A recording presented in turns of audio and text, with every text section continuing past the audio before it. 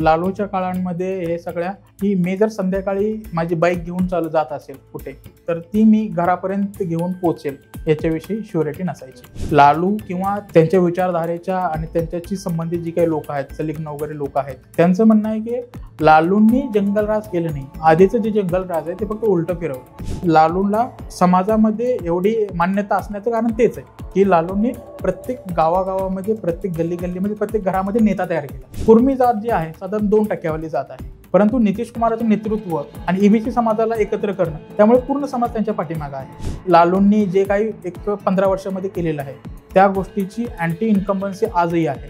जे ऑफिसर्स वगैरे होते लालूंच्या काळामध्ये वगैरे ते पूर्णपणे लोकल पॉलिटिक्सच्या अंडर काम करायचे दबावाखाली. नितीश कुमारांनी ती गोष्ट उलटी केली. ऑफिसर्स जे होते ना, वरची जी सुपरिटेंडेंट पॉवर होती वरची, त्या अंडर काम करायला लागले. प्रशांत किशोरांचा उदय आणि त्याचबरोबर एक नवीन विचारधारेचा उदय आहे बिहारमध्ये. आज घडीला प्रशांत किशोर पाशी जवळजवळ 1 करोडपेक्षा जास्त लोकांचा डेटा आहे. जर एखाद्या जिल्ह्यामध्ये टीम गेली प्रशांत किशोरांची, त्यांना सगळ्या सुविधा उपलब्ध करून दिल्या जायच्या. तर त्यांना हॉटेल दिलं जायचं, प्रत्येकाला एक गाडी दिली जायची. त्यामुळे प्रशांत किशोर जे म्हणतात ना की आमच्याकडे प्रत्येक गावाचा जाहीरनामा आहे, तर ती जाहीरनामा तयार करण्याचं काम आम्ही लोकांनी केलेलं आहे. प्रशांत किशोरांचं एक सक्सेस किंवा एक अचिव्हमेंट हे म्हणता येईल, त्यांनी बिहारला डेव्हलपमेंटच्या भोवती राजकारण करायला भाग पाडलं. प्रशांत किशोर काँग्रेसपेक्षा जास्त मतं गेली याबद्दल शंका नाही. जे म्हणतात ना अर्श पे और फर्श पे, सध्याला स्थिती जी आता माझं बोलणं वगैरे होते, तर सध्याला प्रशांत किशोर फर्श पे येत आहे. प्रशांत किशोरांनी आत्ता जी इलेक्शन आहे त्यामध्ये त्यांनी एक रंगीत तालीम म्हणून त्याच्याकडे ते पाहता येत. पण महाराष्ट्रातल्या जेनझीला स्वतःचं, राज्याचं आणि देशाचं भविष्य कसं दिसतं? पुणे मुंबईसह संपूर्ण महाराष्ट्र अंडर कन्स्ट्रक्शन आहे का? AI पासून आपलं करिअर वाचवण्यासाठी काय करायचं? जात जनगणनेचा तिढा कसा सुटणार? या आणि अशा असंख्य विषयांवर थेट भाष्य करणारा एकमेव फ्युचरिस्टिक दिवाळी अंक, द इनसाइट. अंक घरपोच मिळवण्यासाठी डिस्क्रिप्शनमध्ये दिलेल्या लिंकवर क्लिक करा.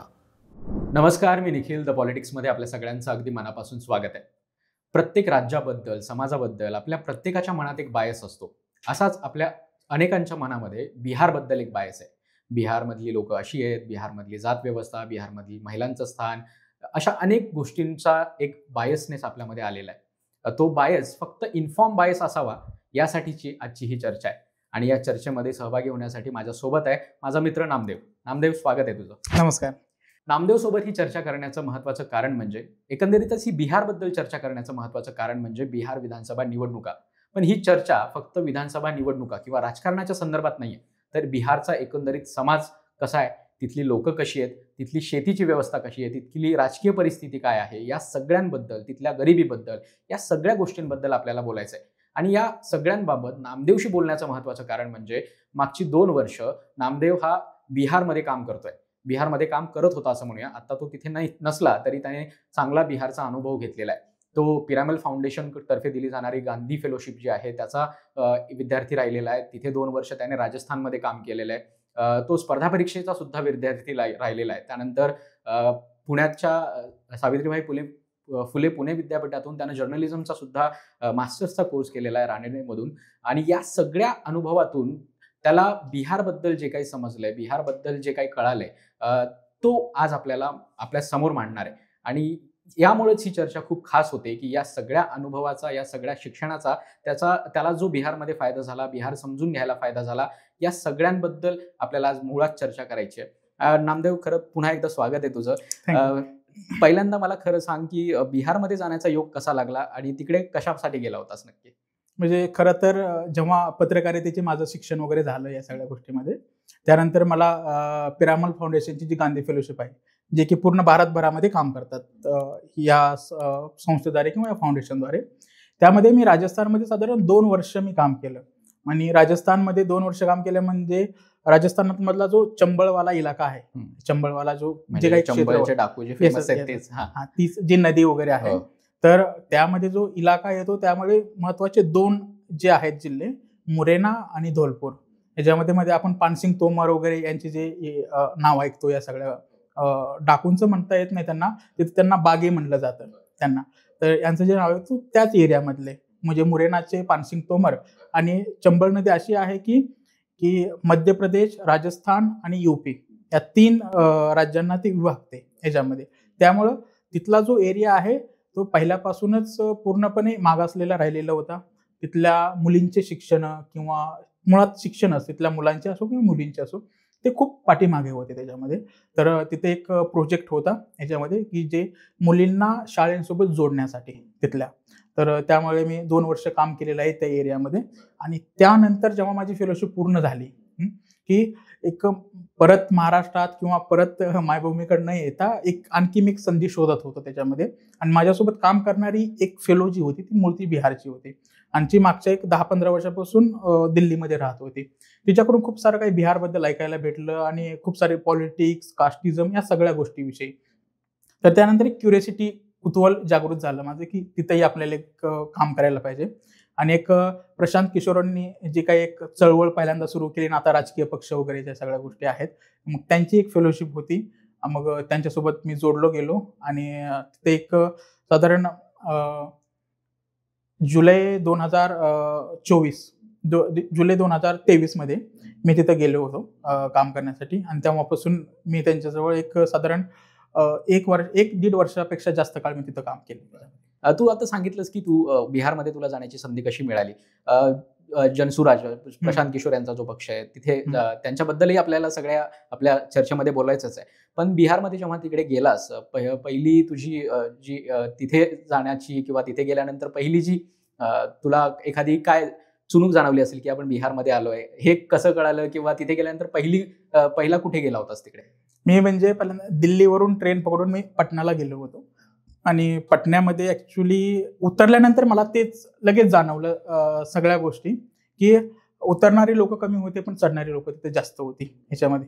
म्हणजे साधारण जर मी दिल्ली ते मुंबई हा प्रवास करताना जर मी 3rd AC, 2nd AC किंवा 1st AC यामध्ये प्रवास केला तर मी एकदम आरामशीर प्रवास करतो. परंतु जेव्हा मी वाराणसी ओलांडलं ह्याच्यामधून दिल्लीहून येताना, त्यावेळेस माझं जो 3rd ACचं कंपार्टमेंट होतं या सगळ्यामध्ये ते मला पूर्ण जनरल याच्यामध्ये भासलं. म्हणजे लोक आता सगळ्या मीम्स आणि सगळ्या याच्यावर सोशल मीडिया याच्यावर ते सगळं चालू आहे आता की बिहारमध्ये कशी स्थिती आहे, काय ॲक्च्युअलमध्ये आहे त्या सगळ्या गोष्टी आहेत. आणि एक त्याची जाणीव होती की आपण कुठल्या तरी गर्दीच्या ठिकाणी आलो किंवा कुठल्या तरी जिथं की एक ओनरशिप किंवा रिस्पॉन्सिबिलिटी नसणारी लोक वगैरे आहेत असं थोडंसं जाणवतं याच्यामध्ये. पण तो आपला पहिला पर्स्पेक्टिव्ह आहे. बिहारमध्ये गेल्यानंतर खूप साऱ्या गोष्टी वेगळ्या वगैरे आहेत. बरं, पटण्याला जेव्हा उतरलास त्यानंतर मग कुठे काम करण्याची संधी मिळाली तुला? तू पटना म्हणजे राजधानीच तिथेच होतास की अजून कुठे काम करण्याची संधी मिळाली? कारण मला इथं शरद जोशींचं वाक्य आठवतं की जर तुम्हाला कुठला समाज समजून घ्यायचा आहे, देश समजून घ्यायचा आहे, तर तिथे राजधानीत न राहता तिथून 50 किलोमीटर दूर जाऊन बघितलं तर तो खरा देश किंवा राज्य कळतं. तू कुठे गेला होतास? म्हणजे मी पटनापासून साधारण पहिल्या सुरूला पटनापासून एक 300-350 किलोमीटर असणारा मधेपुरा नावाचा जिल्हा आहे, त्याच्यामध्ये गेलो होतो. मधेपुरा जिल्हा हा जो आहे तो मिथिलांचल भागामध्ये येतो ह्याच्यामध्ये. कारण तिथं भाषा जी बोलली जाते ना ती मिथिला भाषा आहे, मैथिली भाषा वगैरे ह्याच्यामध्ये. मैथिली आपण म्हणतो पण तिथली जी लोक म्हणजे मिथिला भाषा म्हणतात त्याच्यामध्ये. मग तो पूर्णपणे कोशीग्रस्त भाग आहे याच्यामध्ये. कोसी नदी जी आहे नेपाळमधून येणारी वगैरे, तर त्या भागामध्ये काम मी पहिल्या सुरूला तिथं मी काम करायला सुरुवात केली. बरं, कामाचं स्वरूप कसं होतं? काय नक्की प्रकारचं काम होतं? तुला लोकांना भेटण्याचं होतं का फक्त मॅनेजरियल रोल होता? काय नक्की करायचं? ॲक्च्युली काम जर पाहिलं ना तर ॲज अ पॉलिटिकल कन्सल्टंट हा माझा तिथं जॉब रोल होता याच्यामध्ये. पण मला जर काम म्हटलं तर मी सगळीच गोष्टी जिथं करत होतो. म्हणजे लोकांना भेटण्यापासून, लोक उभे करण्यापासून ते लोकांना कन्व्हिन्स करण्यापर्यंत या सगळ्याच रोलमध्ये काम केलेलं. म्हणजे पहिल्यांदा कन्व्हिन्स करा म्हणजे प्रशांत किशोर यांचा जो तेव्हा जनसुराज पक्ष होता त्याच्यामध्ये येण्यासाठी किंवा तेव्हा जी मुवमेंट होती त्याला जॉईन होण्यासाठी कन्व्हिन्स करण्याचं. म्हणजे मी जेव्हा जात होतो ग्राउंडवर, म्हणजे आपला एक जो या फेलोशिप होती ती प्रशांत किशोरांची याच्यामध्ये एक खूप स्ट्रक्चर गोष्टी होत्या याच्यामध्ये. जे काही असे पॉलिटिकल कन्सल्टंट किंवा फेलो वगैरे जात होते तिथं त्यांना पर्टिक्युलर एका जिल्ह्यामध्ये त्यांची हॉटेलमध्ये राहायची व्यवस्था केली जायची. आणि त्यातून स्वतः फेलोंनी ग्राउंडवर जाऊन स्वतः सुरुवात करायची होती. त्यामागे प्रशांत किशोर किंवा जी आहे ती ऑर्गनायझेशन वगैरे ते सपोर्ट फक्त तुम्हाला तिथं पोहोचण्यासाठी करत होती, त्या व्यतिरिक्त काही नाही. आणि दुसरे एखादं तुमच्याकडे एक मोठे पाठबळ ही गोष्ट होती की प्रशांत किशोर आणि त्या माणसाने केलेली कामं आणि त्या माणसाचा पॉलिटिकली असलेला अनुभव ती लोकांना सांगून हा माणूस आता कसा बरोबर करत आहे किंवा काय ही गोष्ट कन्व्हिन्स करणं याच्यामध्ये. तर त्याच्यामध्ये साधारण जी ग्रामपंचायतच्या सदस्यापासून ते सरपंच मुखिया तिथली म्हणजे बिहारची एक आहे ना आपल्या एखादी लोकल बॉडीची जी आहे जी काही रचना वगैरे बिहारची त्यापेक्षा थोडीशी वेगळी आहे. याच्यामध्ये आपल्याकडे 3 टायरच आहे, तिथं पण 3 टायरच आहे. पण खालच्या लेवलवर जर बघितलं ग्रामपंचायतवर तर तिथली रचना वेगळी आहे, तिथले पॉवर पॉईंट थोडेसे वेगळे आहेत याच्यामध्ये. जर फॉर एक्झाम्पल याच्यामध्ये जर सांगितलं आपल्या इकडं तर आपल्याकडे सरपंच जे पद आहे तर गावाचा एक प्रमुख या नात्याने आपण त्याच्याकडे बघतोय सगळ्या गोष्टी. पण तिथलं सरपंच पद एवढं कुमकुवत आहे की त्याच्यामध्ये आपण म्हणू शकतो की आपल्याकडे तंटामुक्ती अध्यक्ष जो असतो गावातला तो तिथला सरपंचाचा रोल असतो. आणि सरपंच जो निवडला जातो तो सदस्यामधून निवडला जातो. पण सरपंच पदाचं वेगळं इलेक्शन, मुखिया पदाचं वेगळं आणि पंचायत समिती सदस्य पदाचं वेगळं, असे गाव लेवलवर हे 3 इलेक्शन केले जातात त्याच्यामध्ये. आणि एकत्र हे सगळे इलेक्शन होतात. हो, एकत्र. आता तू मुखियाचा उल्लेख केला, म्हणजे तिथं मुखिया वेगळं पद आहे पुन्हा असं. हो, पूर्णपणे. हे सगळी रचना पूर्ण एकदा सांगतो. याच्यामध्ये ना तर ग्रामपंचायतवर म्हणजे मुळात ही आपल्याला समजून घ्यावं लागेल की बिहारमध्ये जास्त ग्रुप ग्रामपंचायत ही पद्धत आणखी सुरू आहे. म्हणजे डिलिमिटेशन जे असतं आपल्या इकडं याचं काय म्हणतात की विधानसभेचं लोकसभांचं वगैरे जे डिलिमिटेशन असतं तिथं ते ग्रामपंचायतचं पण डिलिमिटेशन होतं. त्याच्यामध्ये साधारण आपल्या म्हणजे मी ज्या तालुक्यामध्ये आहे कळंब तालुक्या त्याच्यामध्ये 70 ते 80 ग्रामपंचायती असतील त्याच्यामध्ये. पण मी ज्या तालुक्यामध्ये तिथं काम करत होतो तिथल्या विधानसभेचा एक तालुका जर पाहिला आपण तर तिथल्या फक्त 8 ग्रामपंचायत होत्या. म्हणजे साधारण गाव कदाचित कळंबपेक्षा जास्त गाव असतील तिथं. पण त्यांची जी ग्रुप ग्रामपंचायत केली होती त्यामुळं मुखिया पद जे आहे ते खूप प्रभावशाली तिथं राहत होतं. म्हणजे 5, 10, 15 ग्रामपंचायतीचं मिळून एक मुखिया एक पद, म्हणजे जसं आपल्याकडे जिल्हा परिषदेचा सदस्य असतो तसा तिथे असतो. साधारण ज्या 8 ग्रामपंचायत होत्या माझ्याकडे त्याच्यामधल्या 5 ग्रामपंचायतीमध्ये 17 सदस्य होते. म्हणजे साधारण जास्त लोकसंख्या. म्हणजे साधारण लोकसंख्येची मर्यादा 15,000 ते त्यापेक्षा जास्त असलेल्या ग्रामपंचायती. आणि त्याच्यामध्ये मुखिया पद जे आहे याच्यामध्ये आपण म्हणू शकतो की ग्रामपंचायत सदस्य त्याचं जे वेटेज आहे तिथल्या बिहारमधल्या ते आपल्या इकडल्या सरपंचाचं वेटेज आहे त्याच्यामध्ये. कारण की त्या प्रकारचं एक गाव किंवा 2 गावाचा मिळून एक ग्रामपंचायत सदस्य तिथे तयार होत होतो. अच्छा. कारण तशाच प्रकारचे आपण जे इलेक्शन बद्दल जर बोललं याच्यामध्ये तर एक साधारण लोकल बॉडीचे 4 इलेक्शन होतात. म्हणजे सगळीकडेच होतात त्याच्यामध्ये. नाही, सगळीकडे आपल्याकडे 3 होतात तिथे 4 होतात. 3 टियर म्हटल्यानंतर आपण ग्रामपंचायत म्हणतो, पंचायत समिती आणि जिल्हा परिषद. तिथे कशी रचना आहे? हीच आहे रचना, पण ग्रामपंचायत मध्ये 2 रचना आहेत. याच्यामध्ये एक सरपंच आहे आणि एक मुखिया आहे. मग याच्यामध्ये सरपंच जे पद आहे तर गावातले तंटे आणि तक्रार निवारण करण्यासाठी ते पद तयार केलेलं आहे. त्याची पण जी निवडणूक होते ती सर्व मुखियाची जशी निवडणूक होते की आधी सदस्य निवडले जाणार आणि मुखियानंतर मुखिया निवडतील, तशीच त्याच प्रकारचे आधी सदस्य निवडले जातात त्यातून सरपंच निवडला जाते. पण सरपंचाचं पद आर्थिक दृष्ट्या आणि एक काय म्हणतात की राजकीय दृष्ट्या पॉवर ताकद खूप कमी राहते त्याच्यामध्ये. जर गावातला कुठले तंटे झाले काय झाले तर ते जाऊन मिटवणं आणि त्याला एक ठराविक भत्ता येतो, यापेक्षा वेगळा त्यांना असा काही फंड किंवा निधी येत नाही त्यांच्या कामासाठी. याच्यामध्ये त्याच्या तुलनेत मग मुखियाचं पद खूप मोठं राहतं. आपण हे म्हणू शकतो की महाराष्ट्रामध्ये जो पंचायत समिती सदस्य आहे त्यापेक्षाही पॉवरफुल तिथला मुखिया राहतो. कारण जर 17 सदस्याची ग्रामपंचायत असेल तिथं तर त्याच्यामध्ये 2 पंचायत समिती सदस्य राहतात ह्याच्यामध्ये. आणि जर त्यापेक्षा कमी असेल 15चे असेल 14 सदस्याचे असेल तर 1 पंचायत समिती सदस्य राहतो. त्यामुळे तुलनात्मक दृष्ट्या जर आपण पाहिलं तर मुखिया हे पद पंचायत समितीपेक्षा जास्त प्रभावशाली ठरतं. ओके. ही तिथली रचना तर खूप चांगल्या पद्धतीने सांगितली आहेस तू, पण मला तिथल्या लोकांबद्दल विचारायचं. मुळात तुझं काम लोकांशी कनेक्ट करणं, लोकांशी जोडल्या जाणं या सगळ्या संदर्भात होतं. त्यामुळं लोकांबद्दल जाणून घ्यायला आवडेल की कशी लोक आहेत तिथली. जे बिहारी म्हटल्यानंतर एक शिवीच्या पद्धतीत वापरला जातो शब्द, पण तुला काय जाणवलं तिथे? बिहारींबद्दल काय जाणवलं तुला? म्हणजे जर पाहिलं ना तर जर एखाद्या व्यक्तीला, कुठल्या कम्युनिटीला, कुठल्या समाजाला जर कुठून कमी समजलं जात असेल तर त्या खूप सारे स्वतःविषयी काय म्हणतात की स्वाभिमान तयार होत असतात.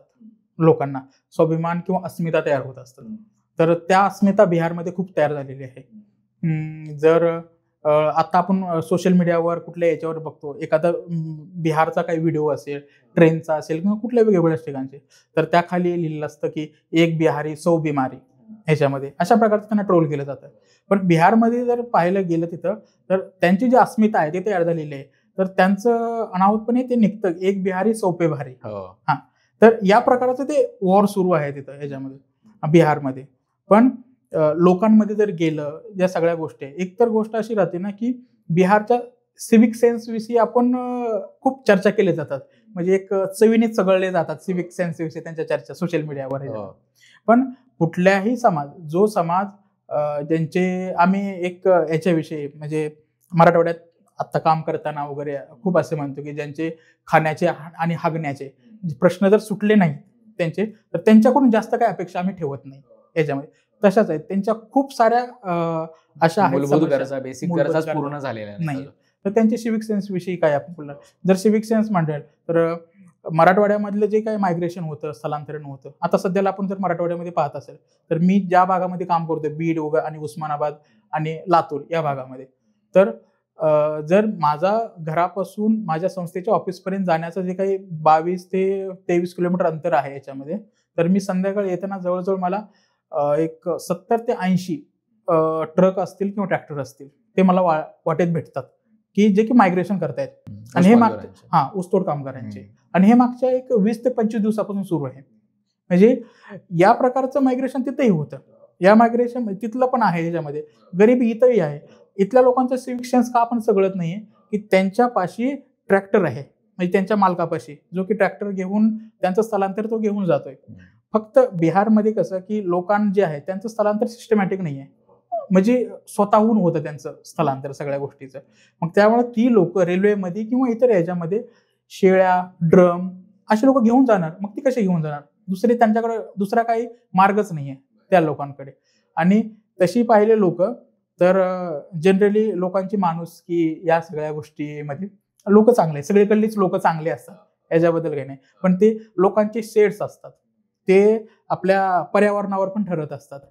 आपले कोकणातली लोक, पश्चिम महाराष्ट्रातली लोक, मराठवाड्यातली लोक आणि विदर्भातली लोक आपल्याला बोलताना थोडीशी उर्मट वाटतात, कारण त्यांची ती भाषा तशी आहे. तो त्याचा तिथल्या जेवणाचा पर्यावरणाचा सगळाच तो प्रभाव आहे. मराठवाड्यातला वेगळा आहे. तसं बिहारमध्ये सुद्धा वेगवेगळ्या भागामध्ये वेगवेगळे लोक आहेत.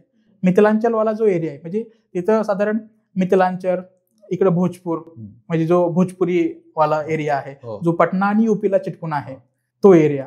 खाली मगदी एरिया आहे, जो साधारण नालंदा वगैरे त्या सगळं दक्षिण बिहार त्या याच्यामध्ये येतो. इकडं अंगदेश आहे, म्हणजे त्याला तिथं भाषा ही अंगी बोलली जाते, जी पश्चिम बंगालला जवळून आहे. आणि नेपाळच्या वरचा जो आहे ना, तो मिथिलांचल त्याला म्हणलं जातं याच्यामध्ये, कारण मैथिली भाषा सामान्यपणे बोलली जाते. त्याचबरोबर त्याला कोशीवाला एरिया पण बोलला जातो याच्यामध्ये. तर कोशीवाले लोक तुम्हाला तुमचं स्वागत चांगले करतील. म्हणजे आपल्या इकडे जर आपण आहे ना कोल्हापूरमध्ये गेलं तर कोल्हापूरमध्ये लोक खूप चांगल्या प्रकारे आपलं स्वागत करतात, तसे ते मिथिला मधले लोक खूप चांगल्या प्रकारे आपलं स्वागत करतील. कदाचित आपण भोजपूरवाल्या एरियामध्ये गेलो, इथल्या ते लोकांची भाषा त्या सगळ्या पद्धतीमुळे ते आपल्या लोक उर्मट वाटू शकतात, आणि त्या गोष्टी आहेत. तसं आपल्यामध्ये पण आहे त्याच्यामध्ये. त्यामुळे वेगवेगळ्या भागातली वेगवेगळी लोक आहेत, त्यांचे ते भाषेतून आलेलं आहे आणि त्यांच्या कल्चरमधून सुद्धा ते आलेलं आहे. तू लोकांबद्दल तर खूप चांगल्या पद्धतीने सांगिततोय, अजूनही आपल्याला त्याबद्दल जाणून घ्यायचंच आहे. पण जेव्हा बिहारची चर्चा होते ना, एक जंगलराज हा शब्द असा वारंवार येत असतो, त्याच्यासोबत बऱ्याच गोष्टी जोडलेल्या जातात. तुला तिथे गेल्यानंतर नक्की काय अनुभव आला? ते आता जंगलराजचं सांगतात की 2005च्या पूर्वी जे काही होतं ते जंगलराज होतं, आता हळूहळू परिस्थिती बदलली आहे. पण तिथे गेल्यानंतर तुला काय समजलं, जंगलराज म्हणजे काय होतं आणि आजची परिस्थिती कशी बदललेली आहे तिथे? तिथं जर लोकांकडून जर ऐकलं, कारण आता सध्याला हा आहे की सर्वसाधारण समज आहे की आता सध्याला जंगलराज नाहीये, हा सर्वसाधारण समज आहे. त्यामुळे लालू यादवांच्या ज्या काळामध्ये जंगलराज होतं त्याविषयी फक्त चर्चातून आपण इमॅजिन करू शकतो. म्हणजे लोकांच्या ज्या चर्चा वगैरे झाल्या तर त्याच्यामध्ये हे असायचं की जर लालूच्या काळांमध्ये हे सगळ्या की मी जर संध्याकाळी माझी बाईक घेऊन जात असेल कुठे, तर ती मी घरापर्यंत घेऊन पोहोचेल याच्याविषयी शुअरिटी नसायची. म्हणजे कोणीतरी रस्त्यात उचलून घेऊ शकतो. म्हणजे पूर्णपणे तो कायदा सुव्यवस्थेचा प्रश्न होता. बिहारमधली कायदा सुव्यवस्था आताही चांगली नाहीये. मग त्यावरून आपण एक अंदाज लावू शकतो की त्यावेळेस कशी असेल. आताच्या कायदा सुव्यवस्थेला एक सरकारचा धाक आहे, मीडियाचा धाक आहे, सोशल मीडिया या सगळ्या गोष्टींचा धाक आहे याच्यामध्ये. आता जर पाहिलं तर आपण सगळ्यात जास्त सोशल मीडियावर बिहार झळकतो याच्यामध्ये. त्याचं कारण असं असू शकतं की खूप सारा कंटेंट बिहार मधला एंटरटेनमेंट बघितलं, कंझ्युम केला जाऊ शकतो. तर तो आहे. जंगलराजच्या काळामध्ये तशा प्रकारच्या गोष्टी नव्हत्या, मीडिया नव्हता किंवा तशा प्रकारचं लिहिलं गेलं नाही. जर लिहिलं कोणी तर ते दाबलेलं आहे वगैरे याच्यामध्ये.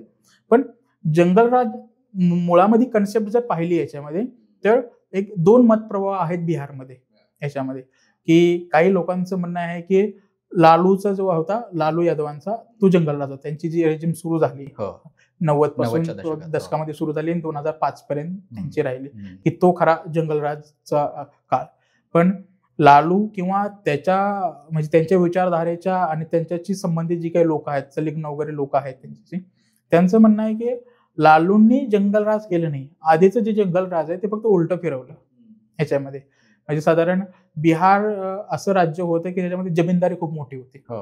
त्यातली जमीनदारी जर पाहिलं तर म्हणजे त्याच्याच बाजूचं राज्य होतं पश्चिम बंगाल, की त्याच्यामध्ये जमीनदारी संपली किंवा कम्युनिस्ट आले, या सगळ्या गोष्टी आल्या. पण लालूंनी जे आहे ना की समाजवादी विचारधारेच्या एका काय म्हणतात की प्रवाहामुळे किंवा ते थोपवून, मग त्या गोष्टीकडून जे लोक आहे, कारण सवर्ण जे आहे त्याच्यामध्ये, तर जर पाहिलं तर ब्राह्मण, भूमियार आणि राजपूत हे साधारण 10-12% आसपास 3 मिळून हे असतील त्याच्यामध्ये. त्याच्यामध्ये ब्राह्मण जे आहेत ते आपल्याकडे म्हणजे ब्राह्मण आहेत, त्यांच्यामध्ये हे नाही. भूमियार नावाची जी कास्ट आहे ती ते स्वतःला ब्राह्मण समजते, पण त्याच्यामधले ते त्यावेळेचे लढाऊ ब्राह्मण म्हणून त्यांना भूमियार म्हटलं जातं. म्हणजे तो बेगुसरायवाला एरिया यामध्ये जास्त आहेत. म्हणजे स्वतः म्हणजे नेता आणि नेत्यांच्या जातीविषयी चर्चा करायची म्हटलं तर गजेंद्र सिंग जे आहे तिथले बेगुसरायमध्ये जे हे करतात, कंटेस्ट करतात बीजेपीकडून, ते स्वतः गिरिराज सिंग. गजेंद्र. आणि त्यांच्या समोरचा जो कॅन्डिडेट आधी होता कन्हैया कुमार, तो सुद्धा स्वतः भूमियार आहे याच्यामध्ये. आणि त्याचबरोबर कॉन्टेक्स्ट मध्ये तो पण उच्च वर्णीय आहे तिथल्या समाजासाठी. आणि त्यांचं न येण्याचं किंवा कन्हैया कुमारला तसं ऍक्सेप्ट न करण्याचं कारण ते आहे बिहारमध्ये. कितीही त्यांनी अँटी काय म्हणतात की अँटी ब्राह्मणिझम किंवा त्या प्रकारची जरी पॉलिटिक्स वगैरे केली, तर लोकांना ती लोक किती त्याला ऍक्सेप्ट करतील याच्याविषयी थोडंसं प्रश्नचिन्ह. काही झालं तरी त्याची जात आडवी येणार आहे. हो. तर हे झालं भूमियार बद्दल. भूमियार आणि राजपूत जे आहे ते ठाकूर लावतात स्वतःला, आणि तिथल्या बरोबर तिथली नावी कम्युनिटी जी आहे ती स्वतःला टायटल ठाकूर लावतात याच्यामध्ये. म्हणजे जसं कर्पुरी ठाकूर होते. हो, ते स्वतः नावी समाजात होते पण स्वतःला ठाकूर लावतात. या ज्या आहेत ते पहिल्यांदा जमीनदार ही लोक राहिलेले आहेत. लालूंनी ज्या ज्या स्पॉटमध्ये काम केलं की जिथं या लोकांची लोकसंख्या कमी होती, त्या लोकांना राजकीय दृष्ट्या या लोकांना अल्पसंख्याक बनवलं आणि एकदा त्यांना काय म्हणजे बहिष्कृत केल्यासारखं केलं सगळ्या गोष्टी. म्हणजे या गोष्टी ज्या मी सांगतो या सगळ्या, तिथली जी ठिकठिकाणची ज्या जिल्ह्यामध्ये काम केलं होतं मी 2-3 जिल्ह्यामध्ये, तिथली जी कम्युनिटी होती, ठाकूर म्हणजे ब्राह्मण असेल किंवा राजपूत असेल, तर त्यांचे हे इमोशन्स होते ह्याच्यामध्ये. म्हणजे एका गावामध्ये तर पूर्ण हवेलीवाला एक राजपूत होता की तो स्वतः सीए, म्हणजे त्याची मुलं स्वतः सीए होती, हे सगळे होते. आणि आधीच्या काळामध्ये तो तिथला मोठा बाहुबलीसारखा सगळ्या गोष्टी होत्या. पण आत्ताच्या सध्याच्या स्थितीमध्ये त्याचा फक्त एक छोटा मुलगा त्या गावचा सरपंच होता. म्हणजे पॉलिटिकली त्यांची जर पॉवर जी आहे त्या, आणि ती फक्त काही बेसवरची त्यांनी काढून घेतली. एक स्पॉट जे आहेत की जिथं ईबीसी, ओबीसी, एससी कम्युनिटी जास्त आहे आणि तरी ही लोक राज्य करतात, त्या एक सिस्टमॅटिकली त्या लोकांना तिथं वेगळं पाडून त्या गोष्टी झालेल्या आहेत तिथं. आणि त्या गोष्टीचं समाजाचं समर्थन होतं आणि ते नकारता येत नाही.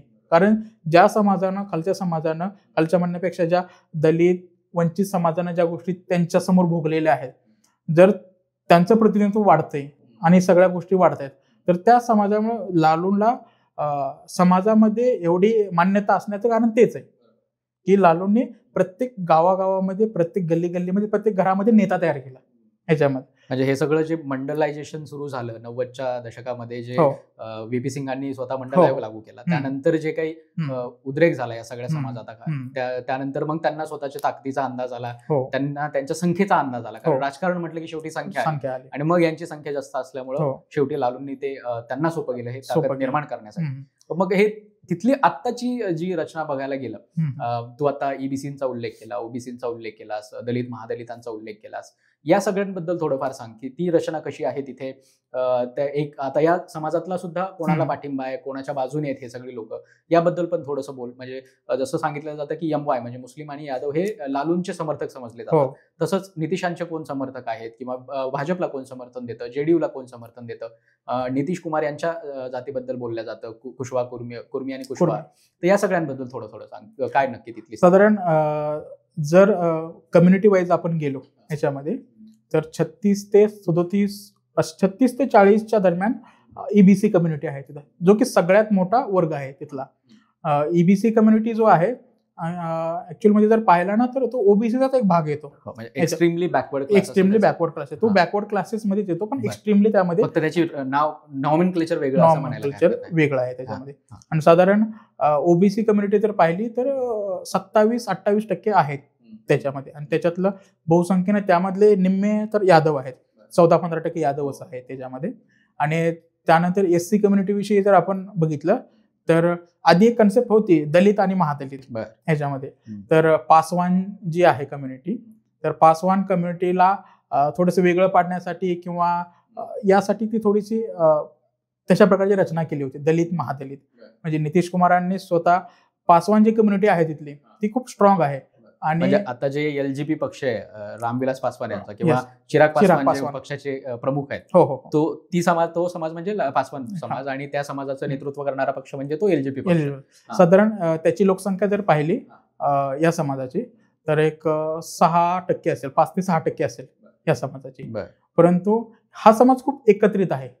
हा समाज खूप, जर महाराष्ट्रामध्ये पाहिलं ना तर तसा समाज एकत्रित म्हटलं तर तो वंजारी समाज जो आहे महाराष्ट्रामध्ये, तो एका नेत्याच्या पाठीमागे उभे राहतो.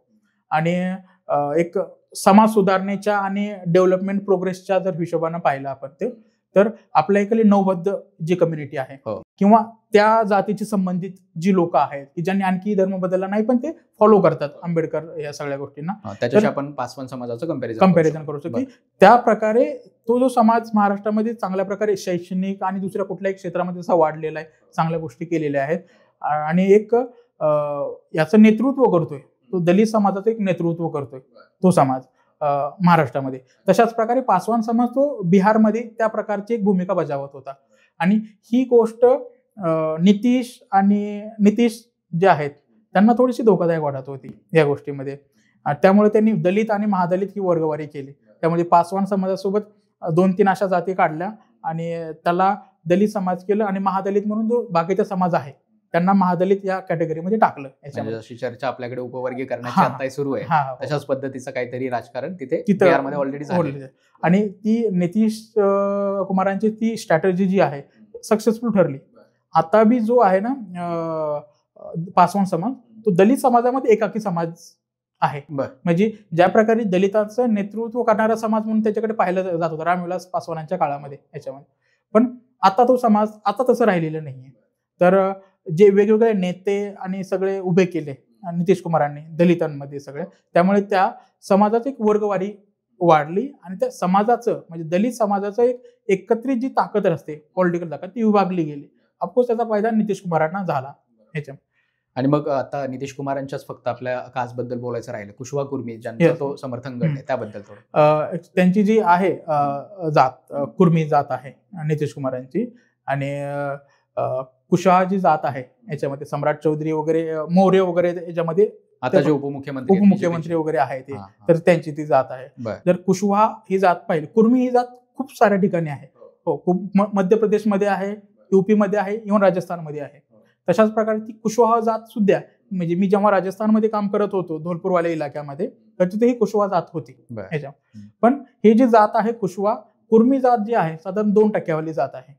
परंतु नितीश कुमारांचं नेतृत्व आणि EBC समाजाला एकत्र करणं, त्यामुळे पूर्ण समाज त्यांच्या पाठीमागे आहे. आणि त्याचबरोबर जी कुशवा कम्युनिटी आहे साधारण 3 ते 4% वाली आहे.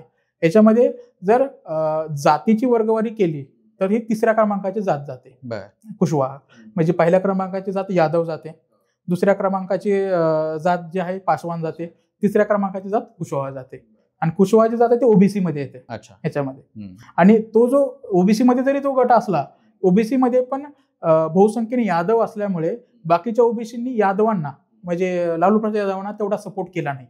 कारण ओबीसीचं नेतृत्व किंवा ओबीसीचा नेता आणि सगळी पॉवर यादवाद्वारे त्यांनी इम्पोज केली. ओबीसीचे नेते कोण म्हणलं तर लालू प्रसाद यादव. म्हणजे ओबीसींना स्थान देण्याऐवजी त्यांनी फक्त यादव समाजाला ओबीसीमधल्या एका घटकाला स्थान दिलं. त्यामुळे मग इतर जे ओबीसी घटक आहेत ते त्यांच्यापासून दुरावले. या सगळ्या जातीय घटकांबद्दल आपण चर्चा केलीच. आताही ते निवडणुकीमध्ये पण तेवढेच स्ट्रॉंग फॅक्टर आहेत हेही आपण पाहतोय. पण या सगळ्यांसोबत आता आपण थोडंसं राजकीय चर्चेकडे येऊयात. जिथे सोशलिस्ट मुवमेंट सुरू झाली, जिथे संपूर्ण क्रांतीला सुरुवात झाली असं बिहार राज्य, त्यानंतर तेव्हापासून ते आतापर्यंत तिथे फक्त नितीश कुमार आणि लालू प्रसाद यादव हे दोन प्रामुख्याने मुख्यमंत्री आणि लालूंच्या ऍब्सेन्स मध्ये त्यांच्या पत्नी राबडी देवी या फक्त सत्ता बघतायत. तर या सगळ्या राजकीय घटनेकडे किंवा या सगळ्या राजकीय स्थितीकडे तू कशा प्रकारे पाहतोस? तिथे गेल्यानंतर तुला नक्की काय जाणवलं? 2005च्या पूर्वीचा बिहार, त्याच्यानंतरचा बिहार, असं काही तिथे सेपरेशन आहे का? त्यानंतर आपल्याला ह्याच्या पुढे नंतर मग समाजाबद्दल थोडंसं, तिथल्या ग्रामीण भागाबद्दल याबद्दलही बोलायचंच आहे. पण या फक्त 2 फॅक्टर्स बद्दल, म्हणजे बिहारमध्ये फक्त 2 फॅक्टर आहेत, एक नितीश फॅक्टर आणि एक लालू फॅक्टर. या फॅक्टरची चर्चा खूप जास्त होते. त्याबद्दल थोडंसं सांग काय? साधारण स्वतंत्र झाल्यानंतर, म्हणजे भारत स्वतंत्र झाल्यानंतर झारखंड आणि बिहार एकत्रित होते आणि त्या प्रकार तिथून जर डेव्हलपमेंटची प्रोग्रेस वगैरे पाहिली याच्यामध्ये राजकीय वगैरे, तर खूप मोठा काळ काँग्रेसने तिथे सत्ता राहिलेली आहे काँग्रेसची. आणि जी इमर्जन्सी जी झाली आणीबाणी आणि इंदिरा गांधीचा तो काळ, त्यानंतर प्रामुख्याने जो काही स्फोट झाला होता, विद्रोह झाला होता त्याच्या विरोधात, तर तो बिहारमध्ये झाला होता. म्हणजे त्याचे खूप मोठे जेपी नारायण वगैरे या लोकांनी आंदोलन केलं होतं. त्यामुळे म्हणजे बिहार जर पहिल्यापासून पाहिलं तर पहिल्यापासून पॉलिटिकली व्हायब्रंट आहेच. म्हणजे कधीपासून आपण म्हणू शकतो पूर्ण, म्हणजे बुद्धभूमी सुद्धा बिहारला म्हणतो आपण. म्हणजे 2000 वर्षापूर्वी सुद्धा बिहार तेवढाच एक आपल्या भारतवर्षासाठी मॅटर करत होता. बरोबर. आणि त्याचा इन्फ्लुअन्स होता.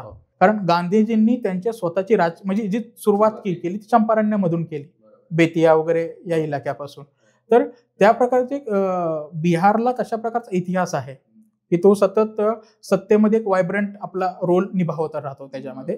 तर स्वातंत्र्यानंतर ज्या काही गोष्टी झाल्या, काँग्रेसनं सत्ता भोगली वगैरे, आणीबाणीच्या काळामध्ये ज्या प्रकारचा उदय झाला, त्या याच्यामध्ये मुख्यत्वे जे नेते पटलावर आले ते बिहारमधले होते याच्यामध्ये. म्हणजे बिहारमधले आत्ताच्या मागच्या पिढीचे जे होते, तेजस्वीच्या आधीचे आणि काही याच्यामध्ये आधीच्या पिढीचे काही पक्षामध्ये आत्ताचे जे आहेत ते, म्हणजे रामविलास पासवान असोत, लालू असोत किंवा नितीश वगैरे असोत, हे सगळे, तर ते जेपी सोबतच मुवमेंटमधून आलेले लोक आहेत त्यांच्या.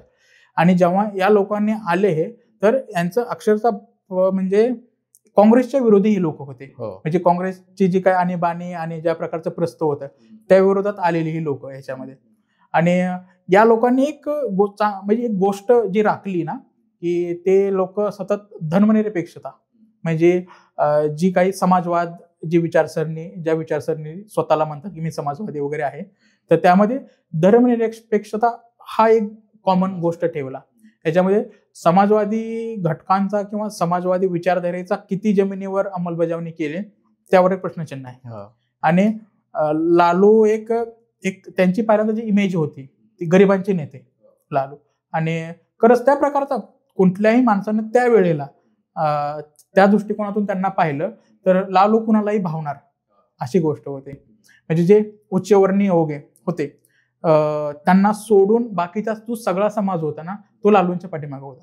म्हणजे जे जनता दल होतं पहिल्यांदा, जेव्हा ते 90च्या याच्यामध्ये ते याच तिकिटावर वगैरे त्यांनी, तर त्यामध्ये खूप सारे लोक ही एकत्र सगळी लोक होते. नितीश वगैरे सगळे शरद जनता दलाचे, शरद यादव होते सगळे, किंवा जॉर्ज फर्नांडिस, हे सगळे जनता दलांची सगळी लोक. तर या लोकांचे धुरीण म्हणजे जे मोरके होते ते तिथे लालूच होते. आणि त्यामुळे ते लालू पहिल्यांदा 90ला मुख्यमंत्री वगैरे बनले होते. परंतु त्यानंतर ज्या काही गोष्टी झाल्या की 90ला मुख्यमंत्री बनल्यानंतर की लालूंचा राजकारणामध्ये जो आहे एक पोत आहे, त्याला आपण पोत म्हणू शकतो, की ते बाकीच्यांना दूर करतात, डॉमिनन्स तिथं तयार केलं.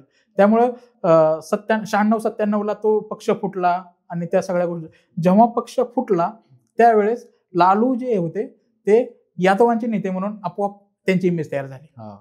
कारण जो त्यांच्यासोबतचा इतर समाज होता की तो वेगळा झाला. म्हणजे दलित समाज असो, ईबीसी, म्हणजे त्यावेळेस ईबीसी समाज वगैरे या सगळ्या ज्या गोष्टी होत्या त्या पूर्णपणे नितीश कुमारांसोबत आल्या. त्यांनी नितीश कुमार आणि जॉर्ज फर्नांडिस हो, हो. दोघांनी समता पार्टी स्थापन Yes. केली आणि लालूंनी मग राष्ट्रीय जनता जनता दल हे अशा सगळे प्रकारे. 96-97 97च्या काळामधल्या गोष्टी. त्यानंतर पुन्हा इलेक्शन्स आणि पुन्हा लालूंचं राज पुन्हा लालूंचं राज त्याच्यामध्ये. तर जर याच्या एक दृष्टिकोन पाहिला याच्यामध्ये की लालूंचं योगदान काय की बिहारच्या पूर्ण पॉलिटिक्समध्ये या सगळ्या गोष्टीमध्ये, तर लालूंचं खूप मोठं योगदान आहे की लालूंनी जो पिछडा, दलित आणि ज्याच्या पायात बळ जरी आलं तर ज्याच्या एक मनात एक स्फूर्ती यावी लागते उभं राहायला, ती लालूंनी तयार करून दिली त्या सगळ्या समाजामध्ये. दलित समाजातला माणूस जो की मोठे मोठे बाहुबली, राजपूत, भूमिहार, जे उच्चवर्णीय लोक वेठबिगारीवर त्यांच्यासोबत कामं वगैरे करायचे, त्यांच्यामध्ये एक जागृती ही तयार केली. गरीबातल्या गरीब किंवा पिछड्या समाजातल्या व्यक्तीला त्यांना मुख्यमंत्री निवासमध्ये नेऊन बसवले, हे जे सांगितलं हो, जातं ते काम मुळात लालूंचं होतं. आणि दुसरी गोष्ट म्हणजे ना की जे आता आपण म्हणतो की PR चे जे काम वगैरे, म्हणजे प्रशांत किशोर स्वतः त्या गोष्टीचे हे म्हणजे त्याचे काय धुरीण म्हणले जातात या सगळ्या PR आणि सगळ्या गोष्टी. लालूंनी ती गोष्ट त्यावेळेस करून दाखवलेली आहे, ओळखलेली होती तेव्हाच, की लोकांना काय आवडतं आणि मला काय दाखवावं लागतं याच्यामध्ये. म्हणजे लालूच्या हिस्ट्रीमध्ये म्हणजे ते स्वतः रेल्वे मंत्री झाले त्याच्यामध्ये, मग त्याच्यामधलं त्यांचं खूप मोठं काम काय होतं या सगळं त्याचं खूप क्रिटिसिझम येतं. म्हणजे लालू बाहेरच्या विद्यापीठामध्ये की रेल्वे कशी मी चांगल्या प्रकारे दाखवली, म्हणजे चालवून दाखवली, याच्याविषयी भाषणं द्यायला वगैरे गेलेले आहेत. तर ती स्ट्रॅटेजी म्हणजे काँग्रेसवाल्यांनी पण जेव्हा ती गोष्ट ओळखली नव्हती, लालूंनी तेव्हा ती गोष्ट म्हणजे ओळखली होती. लालूंकडे जर नॅशनल मीडियाचे रिपोर्टर्स आले तर ते तबेल्यामध्ये म्हशीचं दूध काढतायत ही शूट किंवा या प्रकारची बातमी ते नॅशनल मीडियात दाखवतात. नॅशनल मीडिया किंवा लोकांना काय बघायचं हे त्यांना कळायचं. म्हणजे जे तू PR चा उल्लेख केला हे सगळं. आणि ह्याच्या मला वाटतं अगदी उलट तशी नितीश कुमारची प्रतिमा आहे आणि ते सॉफ्ट स्पोकन, वेल एज्युकेटेड आणि शांतपणे राजकारण करणारा माणूस. तर त्यांचं कसं मग राजकारण तिथे बघितलं जातं? नितीश कुमारांचं जे आहे राजकारणामध्ये, तर त्यांचा स्ट्रॉंग होल्ड जो आहे तो ईबीसी कम्युनिटीवर आहे त्यांच्या ह्याच्यामध्ये. आणि दुसरी गोष्ट महिला, म्हणजे जेव्हा 2005ला जेव्हा ते आले याच्यामध्ये, तेव्हा महिला वोटर हा बेस नव्हता त्यांचा. त्यामुळे तो अँटी इन्कम्बन्सी जी होती लालूंची अँटी इन्कम्बन्सी, म्हणजे लालूंनी जे काही एक 15 वर्षामध्ये केलेलं आहे त्या गोष्टीची अँटी इन्कम्बन्सी आजही आहे, साधारण 20 वर्षानंतरही. म्हणजे ते त्यांचा मुलगा तेजस्वी यादव यांना भोगावं लागते त्यांच्या वडिलांचे जे काही त्यांनी केलेले कर्म आहेत त्याला. म्हणजे त्यावेळेच्या व्यवस्थेने जे काही गोष्टी केलेल्या आहेत, आणखी ही लोकांना हेच दाखवलं जातं की लालू आला तर त्या गोष्टी होतील. बरोबर. म्हणजे नवीन पिढी आहे, जंगलराजची भीती याच फॅक्टरवर आताही म्हणजे इलेक्शनचा मुद्दा आहेच खरं. मग या सगळ्या काळातून नितीश कुमारने त्यांना कसं बाहेर काढलं किंवा ती परिस्थिती बदलायला कशी मदत केली? ऍक्च्युली नितीश कुमारांचं जे आहे ना की पहिला वर्ष जे आलं होतं नितीश कुमारांचं, म्हणजे पहिली टर्म जी होती त्यांची, ती एक कायदा सुव्यवस्था जी गोष्ट होती त्यांची, लॉ अँड ऑर्डर, याच्यावर त्यांनी जास्त फोकस केलेला होता. सगळ्या गोष्टी बोलल्या गेलेल्या होत्या. डेव्हलपमेंट या सगळ्या गोष्टी होत्या, पण त्यावेळेस त्या हायलाईट झाल्या नव्हत्या, कारण ते जंगलराज नावाची कन्सेप्ट वगैरे ती तयार झालेली होती, तशा प्रकारे स्प्रेड झालेली होती सगळ्या गोष्टी. त्या बिहारमध्ये असण्यापेक्षा बिहारच्या बाहेर जास्त त्याला ही लालूच जंगलराज याच्यामध्ये अशा बाहुबलींचा उल्लेख आणि लालूने त्या प्रकारचे त्याचे बाहुबली सांभाळलेले, ह्या सगळ्या गोष्टी होत्या. मग त्याच्या विरोधामध्ये नितीश कुमारांनी सगळ्या गोष्टी करायला सुरुवात केल्या. तर एकतर पहिल्यांदा लॉ अँड ऑर्डर विषयी त्यांनी गोष्टी करायला सुरुवात केल्या आणि त्यानंतर डेव्हलपमेंट.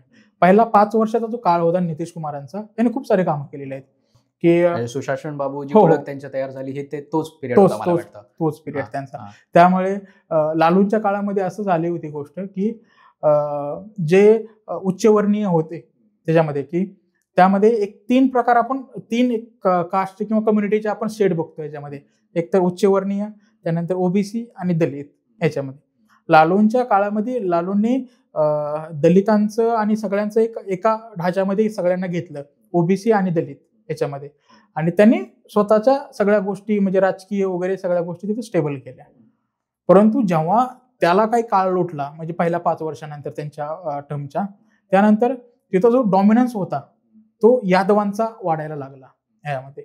तर त्याच्यामुळे खूप सारे याच्यामध्ये ना साधू यादव आणि सुभाष यादव ही 2 नावं आहेत, जे की लालूंचे मेव्हणे आहेत, राबडी देवींचे भाऊ याच्यामध्ये.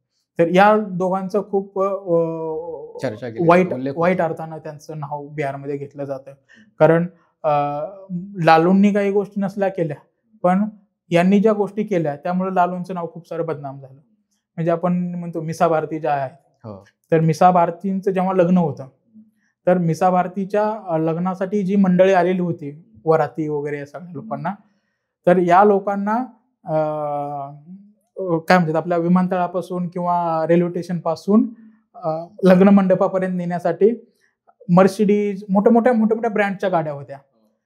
पटनामध्ये म्हणजे जी काही होती अशी जे शोरूम्स वगैरे चोरून आणले होते किंवा फोडून आणले होते, असे किस्से आहेत. आणि ते घेऊन गेले की पाहिजे वगैरे. आणि त्याच काळामध्ये खूप साऱ्या त्या लग्नाचा खूप सारे किस्से चघळले जातात तिथं बिहारमध्ये, की त्यावेळेस खूप साऱ्या लोकांनी लुटले, शोरूम वगैरे लुटले, टीव्ही, फ्रीज, कूलर्स वगैरे अशा गोष्टी घेऊन गेले. तर त्या प्रकारची एक दहशत जी आहे, तर त्या व्यापारी वर्गामध्ये सुद्धा तिथं बसलेली आहे. आणि त्यामध्ये लालूने इनडायरेक्टली त्या गोष्टींना सपोर्ट केलेलाच असणार आहे, कारण ती व्यवस्था त्यांच्या हातात होती, या सगळ्या गोष्टी होत्या. त्यामुळे लालूंचं जे काही एक इमेज होती, स्टिग्मा होता की जंगलराज, या सगळ्या गोष्टी त्या जास्त हायलाइटेड जे झाल्या, की त्या जो खालचा दलित समाज होता, ज्यांना आतापर्यंत त्यांना सपोर्ट केलेला होता या सगळ्या गोष्टी, तो समाज त्यांच्यापासून दूर झाला. कारण इतक्या दिवस लालू जे आले होते की मी तुमचा नेता आहे, आता लालू फक्त त्यांना वेगळे नेते दिसत होते, यादवांचे नेते दिसत होते, पुन्हा लालूंचं राजकीय समीकरण म्हणून मुस्लिमांचे नेते त्यांना पुढे दिसत होते. या सगळ्या गोष्टीमध्ये एक दलित समाज आणि ईबीसी समाज, त्यामधलाही ओबीसी मधला ईबीसी समाज त्यांच्यापासून दुरावला. ती संधी नितीश कुमारांनी घेतली. आणि ज्या गोष्टी पहिल्यांदा त्यांनी सुरुवात काय केली, की जे लालूंच्या काळामध्ये दलित समाजातला एखादा माणूस असेल, तर तो जर पोलीस ठाण्यामध्ये गेला कंप्लेंट करायला, तर त्याची कंप्लेंट घेतली जायची नाही. कारण त्या प्रकारची अशी लोक तसे म्हणतायत. नितीश कुमारांच्या काळामध्ये भलेही त्याच्यावर ऍक्शन नाही घेतली, काही नाही घेतली, पण त्याला ऐकणारा कोणतरी झाला. एक जे ऑफिसर्स वगैरे होते लालूंच्या काळामध्ये वगैरे, ते पूर्णपणे लोकल पॉलिटिक्सच्या अंडर काम करायचे दबावाखाली. नितीश कुमारांनी ती गोष्ट उलटी केली. ऑफिसर्स जे होते ना, वरची जी सुपरिटेंडेंट पॉवर होती वरची, त्या अंडर काम करायला लागले. त्यामुळं म्हणजे सरकारची ताकद दाखवण्याचं काम नितीश कुमारांनी केलं. लालूंच्या काळामध्ये जंगलराजचा अर्थच असा होतो की अनागोंदी सगळीकडे, त्यामुळे सरकारचा कंट्रोल नाही. ज्याला इंग्रजीत अनार्की तसं जंगलराज. पण हे सगळं ते नंतर 2010चं इलेक्शन, ज्याच्यामध्ये खूप मोठं मॅन्डेट नितीश कुमारांना मिळालं. मला वाटतं 243 विधानसभेच्या जागा आहेत, त्याच्यात 110+ जागा जेडीयूला एकट्याला होत्या, त्यानंतर 91-90 जागा भाजपला होत्या, जे अलायन्समध्ये होत्या. हे सगळं त्या दोघांचा उदय. आणि मग आता आपण जेव्हा 2025च्या इलेक्शनकडे बघतो, आता फायनल आपण शेवटच्या चर्चेकडे आलोच आहे, तर या इलेक्शनकडे तू कसं बघतोयस? आणि तू स्वतः म्हणजे ज्या कामासाठी तिथे प्रामुख्याने गेला होतास, म्हणजे जनसुराज या तेव्हाच्या मोमेंटचं आणि आता जनसुराज पक्षाचं जे प्रामुख्याने काम होतं, हे खूप साऱ्या चर्चा, म्हणजे त्याच्यामध्ये पलायन आहे, शिक्षण आहे, आरोग्य आहे, किंवा बिहारचा एकंदरीत विकास, कायदा सुव्यवस्था, या सगळ्यांबद्दल चर्चा केली जाते. म्हणजे प्रशांत किशोरांचे बरेचसे इंटरव्ह्यूज बघितले मी, ते सांगतात की बिहार जेवढा टीव्हीवर गरीब दिसतोय किंवा बाहेरच्या लोकांना जेवढा गरीब दिसतोय, त्याच्यापेक्षा प्रचंड गरीब बिहार हा ऍक्च्युअल स्थितीमध्ये आहे. त्यामुळे ते सांगतात की मी कसा हसू या लोकांची परिस्थिती पाहिल्यानंतर, असं पण त्यांचं इमोशनल एक अपील असतं. आणि मग त्यांनी उभा केलेला जनसुराज पक्ष आणि त्याच्यातून निर्माण करत असलेला आता थर्ड फॅक्टर म्हणून पुढे येण्याचा जो प्रयत्न करतायत. आत्ताच्या इलेक्शनकडे तू कसं बघतोस? त्यात जनसुराज पक्षाचं कामाचं तू स्वतः अनुभव घेतलेला आहेस, तू इंटरनल सगळं बघितलेलं आहेस, त्याकडे तू सगळ्या गोष्टींकडे कसं बघतोस? जर म्हणजे प्रशांत किशोरांचा उदय आणि त्याचबरोबर एक नवीन विचारधारेचा उदय आहे बिहारमध्ये. तर बिहारमध्ये पहिल्यांदा प्रशांत जेव्हा आला, तर त्या प्रशांतनं पहिल्यांदा काँग्रेस सोबत हे करण्याची प्रयत्न केला होता की तो काँग्रेस टेक ओव्हर करेल आणि काँग्रेसचाच पूर्ण कशा प्रकारे दुसऱ्यांदा उदय वगैरे आपण तयार करू, या सगळ्या गोष्टी म्हणजे होत्या. ते फेमस जे प्रेझेंटेशन सांगितलं जातं की हो, हो. दाखवलं होतं हो. सोनिया गांधी, राहुल गांधी यांना, आणि मग त्यांना काँग्रेसचं जनरल सेक्रेटरी व्हायचं होतं किंवा हो. संघटनात्मक जबाबदारी हवी होती की आणि चीफ स्ट्रॅटेजी ऑफिसर असं काहीतरी पद पद त्यांनी एक नवीन पद तयार करू इच्छित करावं होते ते, आणि त्यांना खरी पॉवर द्यावी संविधानामध्ये द्यावी. काँग्रेसच्या. हो. तर ती गोष्ट त्यांना काँग्रेस सोबत जमली नाही किंवा काँग्रेसनं मान्य केली नाही. आणि ज्यावेळेस भारत जोडो यात्रा राहुल गांधींनी सुरू केली होती, त्याआधीच त्यांनी तिथं घोषणा करून त्यांची स्वतःची यात्रा तिथं सुरुवात केली होती. आणि साधारण ती यात्रा जी सुरुवात केली होती, तर जेव्हा काँग्रेस सोबत त्यांचं हे झालं होतं की गोष्टी बिचकल्या वगैरे होत्या, त्यामुळे त्यांनी ग्राउंडवर लगेच काम करायला सुरुवात झाली होती. कारण त्यांची एक टीम ग्राउंडवर होती जेव्हा ते जेडीयू बरोबर काम करत होते. आणि प्रशांत किशोर सोबत आताही सुद्धा खूप सारे लोक जेडीयू मधले आलेले आहेत. त्याचं कारण तेच आहे की आधीच त्यांचे असलेलं रेपो त्यांच्या बरोबरचा. तर प्रशांतने जेव्हा काम करायला सुरुवात केली ग्राउंडवर 2 ऑक्टोबर 2022 गांधी जयंतीच्या गांधी निमित्तानं जयंतीला त्यांनी सुरुवात पदयात्रा चंपारण मधून सुरुवात सुरुवात केली केली याच्यामध्ये. होती. तर त्याआधीही त्यांचं काम ग्राउंडवर हे होतं. त्या दृष्टिकोनात जरी ते फक्त स्वतंत्र काम त्यांचं सुरूच होतं, ते काँग्रेस सोबत जमलं तर काँग्रेस सोबत, नाही जमलं तर स्वतंत्रपणे याच्यामध्ये. तर जेव्हा त्यांनी कामाची सुरुवात केली तेव्हा त्यांनी डेटा या गोष्टीवर खूप मोठा भर दिला याच्यामध्ये.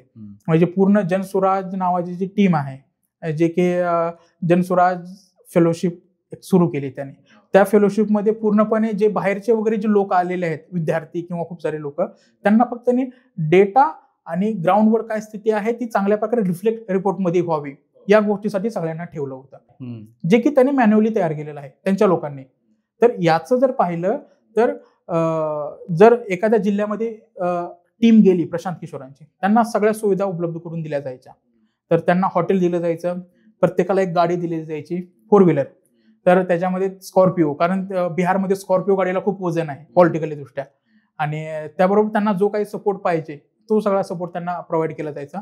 आणि ही लोक डायरेक्ट जाऊन लोकांशी बोलायचे. तिथले जे पंचायत समिती जे काही पंचायत लेवलचे किंवा एक स्थानिक स्वराज्य संस्थाच्या लेवलचे जे काही पदाधिकारी असतील किंवा जी सगळी लोक राहतील, त्यांना डायरेक्ट बोलून त्यांच्याशी कन्व्हिन्स करून ग्राउंडवरचे काय स्थिती आहेत याच्याविषयी पूर्ण रिपोर्ट तयार केला जायचा. म्हणजे या लोकांचं जे आहे, म्हणजे मी त्याचा पार्ट होतो. तर एक जर शेड्यूल जर पाहिलं तर साधारण 9 वाजता मी माझ्या कॅबमध्ये मी बाहेर निघायचो आणि साधारण 8 वाजता मी परत यायचो. 8 वाजता परत आल्यानंतर 2 तास फक्त मला वेळ भेटायचा की जेवण आणि विश्रांतीसाठी. त्यानंतर एक 10 वाजल्यापासून ते आम्ही 1-1:30 वाजेपर्यंत आम्ही याच्यावर चर्चा व्हायची की आजचा तुमचा क्रक्स काय निघाला त्यातून. त्यावेळी मार्गदर्शन केलं जायचं की कशा प्रकारे तुम्ही कोणता पर्स्पेक्टिव्ह वापरला जाय हे, आणि कोणते तुम्हाला टार्गेट दिलेले जे असतात की 6 लोकांना भेटणं, चांगल्या लोकांना 6 टार्गेट असणं, दिवसभरात 6 चांगल्या लोकांना भेटणं, त्यांचा पूर्ण रिपोर्ट तयार करणं, युथ क्लब एक उघडणं, या गोष्टीचे टार्गेट त्याची पद्धतशीर चर्चा केली जायची. आणि त्या प्रकारे तशा प्रकारचं ड्राफ्टिंग होत चालायचं. आणि त्याचबरोबर एक शीट तयार केली असायची की ग्राउंड इश्यूज वरची. त्यावेळी प्रशांत किशोर जे म्हणतात ना की आमच्याकडे प्रत्येक गावाचा जाहीरनामा आहे, तर ती जाहीरनामा तयार करण्याचं काम आम्ही लोकांनी केलेलं आहे. ती की गावामध्ये प्रत्येक लोकांना विचारायचं काय समस्या आहेत, काय आहेत, आणि ज्या प्रकारचे ग्राउंडची लोक तिथली समज सांगतात या प्रकारे पॉलिसी मेकर सुद्धा लोक सांगू शकणार नाहीत. तर त्या प्रकारची एक जाहीरनामा प्रशांतकडे सगळ्या गावांचा तयार झालेला आहे, जिथे जिथे त्याने ते यात्रा वगैरे म्हणजे त्यांची टीम गेलेली आहे. म्हणजे ऑलमोस्ट त्याने 5,000 किलोमीटर सांगितलं जातं की तो स्वतः प्रत्यक्ष चाललाय, गावोगावी भेटी दिल्यात. तर ह्या सगळ्याचा तुला क्रस काय वाटतो आता, त्याचं किती मोठ्या प्रमाणात रूपांतर मतांमध्ये आणि मग जागांमध्ये होऊ शकतं या संदर्भाने थोडंसं बोललास. म्हणजे असं नकोय की जागा इतक्या मिळतील किंवा काय होईल, पण बिहार जे आपण बघत आलोय मागचे 20-25 वर्ष फक्त एनडीए किंवा महागठबंधन या दोनच दला ह्याच्यामध्ये अडकलेलं आहे, ते आता एका तिसऱ्या पर्यायासाठी तयार आहे का? म्हणजे प्रशांत किशोर जे सांगतो की लालूच्या भीतीने नितीशला वोट आणि नितीशच्या जे सुशासन आणि हे म्हणजे मुस्लिम यादव भाजपच्या भीतीने मुस्लिम जे नितीश लालूला वोट देतात, या सगळ्यांचं जे क्रक्स आहे की तिसरा फॅक्टर तिथे किती महत्वाचा ठरू शकतो. म्हणजे सातत्याने सांगितलं जातं की या दोघांकडे 37% म्हणजे 75% आसपास मतं आहेत आणि मग वरचे जे 25% ते आमचे आहेत, आणि मग त्यातले या दोघांकडनं 5-5% जरी घेतलं तरी आम्ही 30%चा पक्ष तयार होतो. याबद्दल जे बोललं जातं प्रशांत किशोर यांच्याकडनं, त्याबद्दल काय वाटतं? म्हणजे ते की 25% जे म्हणतात ना वरची मतं वगैरे आहेत, ते म्हणजे त्याचं हे का त्याची गॅरंटी काय की ते सर्व प्रशांत किशोरकडे येतील आणि 5-5% म्हणजे ते वोट कापतील त्याबद्दल ही नाही, शंका नाहीये. पण प्रशांत किशोरांचं एक सक्सेस किंवा एक अचिव्हमेंट हे म्हणता येईल, त्यांनी बिहारला डेव्हलपमेंटच्या भोवती राजकारण करायला भाग पाडलं. ही सगळ्यात मोठी त्यांची अचिव्हमेंट आहे बिहारमध्ये, की बिहार जशा प्रकारचं आहे ग्राउंडवर, की जातीयता या सगळ्या गोष्टीमध्ये खूप सारं अडकलेलं आहे. याच्यामध्ये डेव्हलपमेंट ही जी गोष्ट आहे ती लोकांना ऍक्सेप्टच नाहीये, की डेव्हलपमेंटवर कोणी मतदान देत असतं का, या प्रकारचे लोकांचे प्रश्नचिन्ह, म्हणजे तसे प्रश्न वगैरे असतात.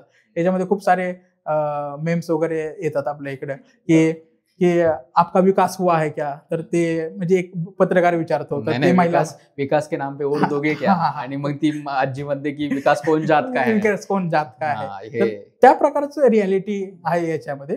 पण प्रशांत किशोरांना जे फॉलो करतात, म्हणजे प्रशांत किशोरांचे जे आहे ऑन ग्राउंड पेक्षा ते जास्त ऑनलाईन आहेत. म्हणजे बात बिहार की नावाचं एक न्यूट्रल चॅनल त्यांनी चालवलं होतं. त्यामुळे बिहारमधले डेव्हलपमेंट म्हणजे सगळे जो आहे लॉ अँड ऑर्डर आणि अविकसितपणा वगैरे त्याच्याविषयी त्यावर सगळ्या चर्चा वगैरे केल्या जायच्या त्या चॅनलवर. आणि प्रशांत किशोर फक्त याच्याविषयी आहेत, म्हणजे प्रशांत किशोर त्या प्रकारचा माणूस नाही की त्याला जात कळत नाही किंवा जातीचे राजकारण कळत नाही. प्रशांत किशोर ही खूप साऱ्या गोष्टी तसं करतायत. म्हणजे जेव्हा आम्ही एखाद्या याच्यावर म्हणजे एखादा कॅन्डिडेट जो आहे निवडायचा आहे वगैरे, त्या प्रक्रियेचा आम्ही भाग होतो, की कशा प्रकारे कॅन्डिडेट निवडला जाणार वगैरे.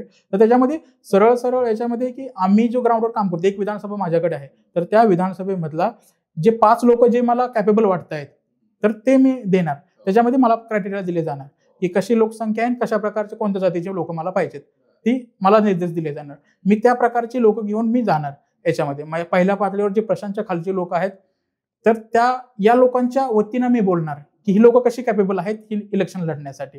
मग त्यावेळी एक काटछाट होणार की ठीक आहे, ही 2 लोक नको आहेत आपल्याला, जे आपल्या याच्यामध्ये बसत नाहीत. राहिलेली जी 2 लोक आहेत, ती 2 लोकांचा मी त्यांचा वकील होऊन प्रशांतच्या समोर बसणार, की प्रशांतला मी कन्व्हिन्स करणार की हे लोक कसे योग्य उमेदवार वगैरे आहेत. प्रशांतला जर वाटलं की मी कन्व्हिन्स करू शकलो नाही, प्रशांत म्हणायचं की मला आणखी 5 लोक आणून दे. हे जर त्यामधला तो कन्व्हिन्स करू शकला तर तो म्हणणार की मग त्या पुढच्या वेळेस प्रशांत त्यांना भेटणार, त्या लोकांना, आणि त्यामध्ये प्रशांत त्यांना समोर पाहून रिजेक्टही करू शकतो आणि त्यातला सिलेक्टही करू शकतो. तर ही जी प्रोसेस आहे ग्राउंड मधून आलेली आहे आणि रिग्रेस पद्धतीने आलेली आहे याच्यामध्ये. म्हणजे याच्यामध्ये फक्त असंच नाही की याच्यामध्ये जर मी 5 लोक देत असेल तर त्याच्यामध्ये फक्त 2 पॉलिटिकल लोक असायचे, 3 लोक नॉन पॉलिटिकल असायचे. तिथल्या क्षेत्रामध्ये प्रभाव ठेवणारे डॉक्टर असतील, शिक्षक असतील किंवा अशी लोक असतील. आणि आता ते जर पाहिलं तर प्रशांतनं खूप सारे नॉन पॉलिटिकल लोकांना तिकीट दिलेलं आहे. बरोबर. म्हणजे 243 जे उमेदवार आहेत, तो सांगतो की ऍटलीस्ट 200 जण असे ज्याचं कुठलंही पॉलिटिकल बॅकग्राऊंड नाही माझ्या उमेदवारांचं. हो. तर त्या प्रकारची एक प्रशांतनं खूप साऱ्या गोष्टी तयार केली. म्हणजे जरी प्रशांत इथं हरला तरी प्रशांतचं काम मी म्हणतो स्वतः माझ्या जे असं आहे यश काय असू शकतं. प्रशांतचं हरले तर यश आहे की तो पुढच्या 5 वर्षासाठी त्याला आणखी मोठं काय म्हणतात की मोकळं वावर आहे तयारी करण्यासाठी. ही त्याचं यश आहे की ती त्यानं तयार करून ठेवलंय याच्यामध्ये. म्हणजे तो 3 वर्ष 2022 पासून सातत्यानं ग्राउंडवर आहे, सातत्यानं मुलाखती देतोय, पक्ष वाढवतोय, संघटन मजबूत करतोय. तर असंही म्हणतायत की तो आता याच निवडणुकीमध्ये 3रा किंवा 2रा सगळ्यात मोठा पक्ष सुद्धा होऊ शकतो. अपोजिशन लीडर होणार नाही कदाचित, पण आरजेडी, जेडीयू, बीजेपी नंतरचा 4था मोठा पक्ष तो होऊ शकतो. म्हणजे काँग्रेसपेक्षा जास्त मतं घेऊ शकतो. तर हेही खूप मोठं यश म्हणू शकतो का आपण त्याचं या निवडणुकीत? प्रशांत किशोर काँग्रेसपेक्षा जास्त मतं गेली याबद्दल शंका नाही. कारण याचं कारण असं की आपण हे म्हणू शकत नाही की काँग्रेसपेक्षा जास्त मतं घेईल हे त्याचं यश. कारण मुळात ते काँग्रेस अपयश आहे तिथलं, की काँग्रेस तिथं जास्त नाहीये. त्यामुळे ते यश मोजताना आपण प्रशांतचं काँग्रेसपेक्षा मोठा आहे हे फॅक्टर नाही, हा फॅक्टर नाहीये. पण पलायन सारखा मुद्दा किंवा तिथले जसा बिहार आहे तसा दाखवणं आणि लोकांना आरसा दाखवणं की तुम्ही कुठल्या विषयावर मतदान करताय आणि ते विषय तुम्हाला मिळालेले आहेत, ज्या कुठल्या घटकांसाठी मतदान करताय. पण तुम्हाला तुमची मुलं इथं हवी आहेत, पलायन रोखायचंय किंवा आरोग्याच्या सुविधा, शिक्षण, हे जे त्याचं प्रमुख किंवा शेतीच्या संदर्भात, तर हे सगळं तो जो आणू शकला मेन स्ट्रीम मध्ये आणि या सगळ्याबद्दल चर्चा करणं भाग पडलं इतर सुद्धा प्रमुख राजकीय पक्षांना. हे त्याचं सगळ्यात मोठं यश मानायचं का? याच्यामध्ये रोजगार वगैरे या गोष्टीविषयी जर आपण बोललो ना, तर साधारण 1 लाख शिक्षकांची भरती झाली होती. याच्यामध्ये साधारण 30-35 हजार शिक्षक असे होते की जे बिहारच्या बाहेरचे होते, की पश्चिम बंगालचे होते, युपीचे होते, एमपीचे होते. हे सगळी अशी शिक्षक भरती झाली होती. त्यावर प्रशांत किशोर आणि खूप साऱ्या लोकांनी त्याला टार्गेट केलं होतं, जे सत्तेतले लोक वगैरे होते. आणि त्याचा म्हणजे बिहारमधली एक स्थिती जर पाहिली की आपण म्हणतो ना भोंगळ कारभार याच्यामध्ये, तर पश्चिम बंगालमधली जी शिक्षिका आहे ते मिथिलांचल मधल्या एका शाळेमध्ये खेड्यातल्या येऊन शिकवते. त्या महिलेला तिथल्या एकतर मुलांना हिंदी नीट कळत नाही कारण ती मैथिली भाषा बोलतायत. ती महिला तोडक्या मोडक्या हिंदीमध्ये शिकवते. म्हणजे बंगाली माणूस जशा प्रकारची हिंदी बोलतो त्या प्रकारच्या हिंदीमध्ये ती शिकवते. मग त्यामध्ये कोणत्या प्रकारचं मग आपण शिक्षण आणि त्या गोष्टी आपण त्यांच्याकडून अपेक्षा करू शकतो याच्यामध्ये. जर महाराष्ट्रामध्ये जर मराठवाड्यातला शिक्षक कोकणामध्ये गेला तो चांगल्या प्रकारे डिलिव्हर करू शकतो कारण महाराष्ट्रामध्ये लँग्वेज जास्त भाषेचा साधर्म्य आहे वगैरे. बिहारमध्ये खूप आहे. बिहारमध्ये सगळ्या वेगवेगळ्या भाषा, सगळ्या वेगवेगळ्या गोष्टी आहेत, वेगवेगळं कल्चर आहेत, वेगवेगळ्या सगळ्या गोष्टी आहेत. त्यामुळं रोजगार या सगळ्या ज्या गोष्टीविषयी एक सरकार त्याविषयी एक काय म्हणतात की अव्यवस्था असतात सरकारची, त्यामुळे त्याविषयी सरकार स्ट्रिक्ट नाहीये त्या गोष्टीविषयी की रोजगार तयार करायचा आहे तर एक तो प्रोपोगंडा म्हणजे एक मिशन घेऊन चालत नाही सरकार की अशा प्रकारचे रोजगार तयार करणं किंवा इतर फॅक्टरी लावणं या सगळ्या गोष्टी याच्याविषयी. कारण सरकारचं जे लक्ष आहे आता सध्याला ज्या गोष्टी आहेत, सरकारला आणि समाजाला एक सवय लागलेली आहे की ज्या गोष्टी आता जे चालतायत ना की जातीच्या भोवती खूप समाज फिरतोय तिथल्या याच्यामध्ये. आणि सरकार ही त्याच गोष्टीविषयी सरकारला म्हणजे कुठलाही सरकार हा जर फॅक्टर डॉमिनंट राहिला तर मग इतर गोष्टींबद्दल चर्चा होत नाही, त्याबद्दल काम करण्याची गरज नाही, म्हणून हे चालू आलंय तसं ते चालू द्या. हे जे मोनोपॉली अशी विषयांची होती ती तोडण्याचं काम प्रशांत किशोरने केलंय असं म्हणू शकतो. हो म्हणू शकतो. पण ग्राउंडमध्ये काय की ते एक व्यवस्थात्मक म्हणजे एक लोकांच्या माइंडसेटमध्ये आपल्यासारखी जी लोक आहेत या सगळ्या गोष्टी यांच्याविषयी आहे की त्यांचे तोडले जाऊ शकते माइंडसेट. ग्राउंड मधले जे माइंडसेट आहेत ते कसे तोडले जाणार. बरोबर. आणखी ही तिथली जी लोक देत आहेत तर काय म्हणतात की राशन जर त्यांना मोफत मिळते या गोष्टी तर त्या खूप मतदान करण्यासाठी खूप मोठी गोष्ट आहे. ती लोक या गोष्टीचा काय विचार करणार आहेत त्याच्यामध्ये. जर त्यांचा मुलगा बाहेर जाऊन 10,000 15,000 जे काही कमवतो या सगळ्या गोष्टी, पण त्या व्यक्तीला जर इथं काम करायचं म्हटलं या सगळ्यामध्ये ते कशामध्ये काम करणार तो माणूस. शेतीमध्ये नाही काम करू शकत कारण शेतीमध्ये आधीच लोकसंख्या खूप आहे त्याच्यामध्ये तिथं काम करू शकत नाही. मग दुसऱ्या गोष्टीमध्ये काय काम करणार याच्यामध्ये. व्यवसाय नाहीये, इंडस्ट्रीज नाहीये किंवा IT सेक्टर नाहीये किंवा त्या प्रकारचं शिक्षणही तिथे उपलब्ध नाहीये, त्यामुळे ते उभंही राहू शकत नाही. तर ह्या सगळ्या फॅक्टर्समुळे मग पुन्हा रोजगाराच्या संधी लिमिटेड असतात. आणि एक महत्वाची गोष्ट याच्यामध्ये ना की प्रशांत किशोर जेव्हा डेव्हलपमेंटची वार्ता करतात या सगळ्या गोष्टी करतात की त्याची ब्ल्यू प्रिंट वगैरे काय या सगळ्या गोष्टी ते खूप म्हणजे एक काय म्हणतात एक अवघड भाषेमध्ये लोकांना समजावतात की तो क्रेडिट दर वगैरे की किती बाहेर किती गेला जातो, बँकांची कर्ज कशी मिळत नाही, ते सामान्य लोकांना याच्याविषयी काही हे नाही. याच्यामध्ये जे लोक व्हाईट कॉलर लोक वगैरे आहेत तुमच्या आमच्यासारखे जे की थोडी सेन्सिटिव्हिटी बाळगतात वगैरे ते लोक समजून घेतात. ग्राउंडवरचे लोक त्या गोष्टी समजून घेणार नाहीत. त्यामुळे प्रशांत किशोर कुठलाही जे म्हणतात ना अर्श पे और फर्श पे सध्याला स्थिती जी आता माझं बोलणं वगैरे होते तर सध्याला प्रशांत किशोर फर्श पे येत आहेत. कारण गोष्ट जी आहे की प्रशांत किशोर मतदान घेतील त्याबद्दल काही शंका नाही आहे, पण ते मतदान विजयी उमेदवारामध्ये किती कन्वर्ट करू शकेल ते मतदान याचा खूप मोठा तिथं आणखी आपल्या भाषेत म्हणू शकतो लोचा आहे याच्यामध्ये. तर आणखीही प्रशांत किशोर जे आहेत की एकतर वोट कापणारे तिथं असणार आहेत त्याच्यामध्ये. आणि त्याचबरोबर प्रशांत किशोरांनी आत्ता जे इलेक्शन आहे त्यामध्ये त्यांनी रंगीत तालीम म्हणून त्याच्याकडे ते पाहतायत. पण त्यांचं जर आधीचे जे त्यांचे वक्तव्य आणि आताचे जे वक्तव्य बघितलं तर ते अर्श पे फर्श पे या गोष्टीवर आलेले आहेत. आधी म्हणायचे की जिंकणारच आम्ही ह्यामध्ये ते रंगीत तालीम मधून बघतायत आणि ते पुढे म्हणजे कदाचित पुढच्या 2030 या वर्षी होऊ शकतात. म्हणजे त्यांच्या सगळ्या बोलण्याचा सार पण असाच असतो की मी प्रत्येक गोष्टीकडे किंवा प्रत्येक माझ्या आयुष्याच्या टप्प्याकडे 10 वर्षाच्या एका लेन्सने बघत असतो आणि माझं आयुष्य 10 वर्षाच्या गॅपमध्ये मी सांभाळत असतो. तसं मे बी 14, 12 ते 22 या काळामध्ये त्यांनी पॉलिटिकल कन्सल्टन्सी केली, पण आता 22 ते 32 मे बी ते एका नव्या दिशेनं जात असतील आणि मग 30चं इलेक्शन ते कन्सिडर करत असतील की हे माझ्या आयुष्यातलं सगळ्यात महत्वाचं इलेक्शन असू शकेल. सो खूप महत्वाची आणि खूप समजून घेता हा. येणारी, म्हणजे हम्म. बिहारबद्दल अशा पद्धतीने मला वाटतं आता या इलेक्शनच्या पिरियडमध्ये मराठी माध्यमांमध्ये तरी अशी कधी चर्चा झालेली नसावी. आणि तुझ्या निमित्तानं ही सगळी चर्चा मला करता आली, आपल्या प्रेक्षकांपर्यंत पोहोचवता आली, याचा मला खूप आनंद आहे. अशाच प्रकारची चर्चा पुन्हा कुठल्या तरी वेगळ्या विषयावर, तुझ्या त्या NGOच्या सगळ्या कामाबद्दल जे सुरू आहे त्याबद्दल नक्की करायला आवडेल. पण आज इथेच थांबूया. धन्यवाद.